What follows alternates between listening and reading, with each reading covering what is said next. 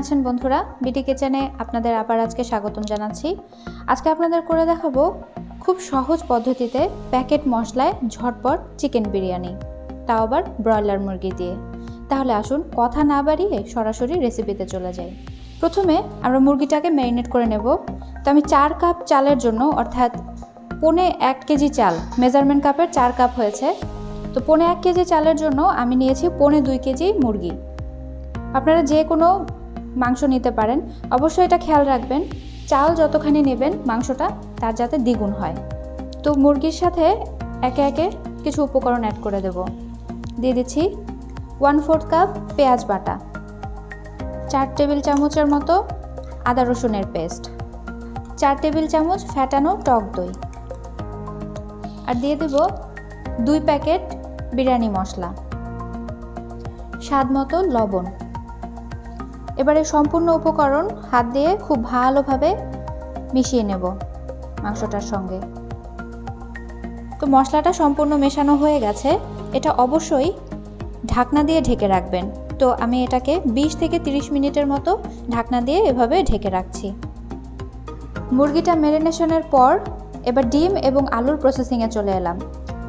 তো দেখতে পাচ্ছেন এখানে আমি একটু বড় করেই আমি আলুগুলো কেটে নিয়েছি, আর ডিমটা হার্ড বয়েল করে এভাবে ছুরির সাহায্যে একটু কেটে নিচ্ছি 4-5টা সাইড ধরে।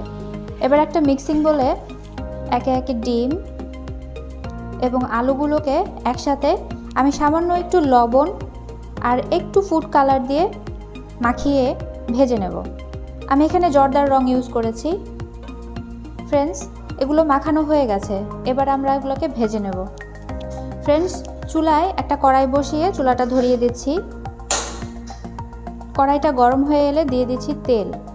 এই পরিমাণ তেল দেখে ভয় পাবার কিছুই নেই, এখানে ডিম আর আলু ভাজা হবে আর পেঁয়াজের বেরেস্তা করে নেব।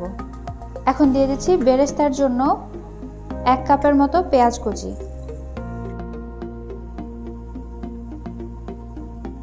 এবার সম্পূর্ণ বেরেস্তা একটা বাটিতে তুলে নিচ্ছি।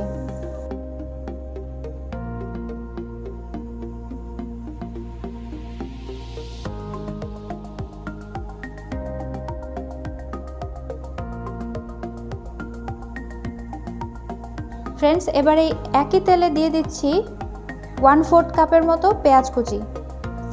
যদিও বিরিয়ানি মশলায় গরম মশলা থাকে, তবু আমি 2 টুকরো দারচিনি, 1 টুকরো তেজপাতা আর 2টো এলাচ দিয়ে দিচ্ছি, আর দিয়ে দিচ্ছি 3টে লং। পেঁয়াজটা একটু সফট হয়ে এলে এবার দিয়ে দেব ম্যারিনেট করা সেই মাংস। খুব ভালোভাবে এবার নেড়ে চেড়ে মিশিয়ে ঢাকনা দিয়ে রান্না করব। 2-1 বার নেড়ে চেড়ে এবার 5 মিনিটের জন্য ঢেকে দিচ্ছি। 5 মিনিটের মধ্যে আমি 2 বার ঢাকনা উঠিয়ে নেড়ে চেড়ে দিয়েছিলাম। দেখতে পাচ্ছেন যে আমার মাংসটা কষানো হয়ে গেছে। এখন এ পর্যায়ে 1.5 কাপের মতো পানি অ্যাড করব মাংসটা সেদ্ধ করার জন্য। দিয়ে আবার একটু ভালোভাবে নেড়ে চেড়ে মিশিয়ে এবার এটাকে ঢাকনা দিয়ে রান্না করব যতক্ষণ না পর্যন্ত সেদ্ধ হচ্ছে এবং পানিটা শুকিয়ে তেল ভেসে উঠছে সে পর্যন্ত। মাঝে মাঝে ঢাকনা উঠিয়ে নেড়ে দিতে হবে। তো ফিরে আসছি মাংসটা পুরোপুরি রান্না হয়ে যাওয়ার পর। প্রায় কষে এসেছে, তখন প্রায় 1 টেবিল চামচের মতো দিয়ে দিচ্ছি সাদা গোলমরিচের গুঁড়ো। আপনারা চাইলে কালোটাও ইউজ করতে পারেন, আর যদি কোনোটাই না থাকে তাহলে কাঁচা মরিচ ভেঙে দিয়ে দিতে পারেন। ফ্রেন্ডস, দেখতে পাচ্ছেন চিকেনটা রান্না হয়ে গেছে। আপনারা চাইলে এর থেকে আরো বেশি টানিয়ে নিতে পারেন, তো আমি এর থেকে আর বেশি টানাবো। চুলায় এবার আমি একটা হাঁড়ি বসিয়ে দিয়েছি। কড়াইটা গরম হয়ে গেছে, দিয়ে দিচ্ছি 2 টেবিল চামচ ঘি, সেই সাথে দিয়ে দেবো 2 টেবিল চামচের মতো রান্নার রেগুলার তেল। তেলটা সম্পূর্ণ গরম হয়ে এলে দিয়ে দেব 1/2 কাপের মতো পেঁয়াজ কুচি আর 2টো তেজপাতা, 2টো এলাচ, 2 টুকরো দারচিনি আর 3টে লং একসঙ্গে দিয়ে দিচ্ছি।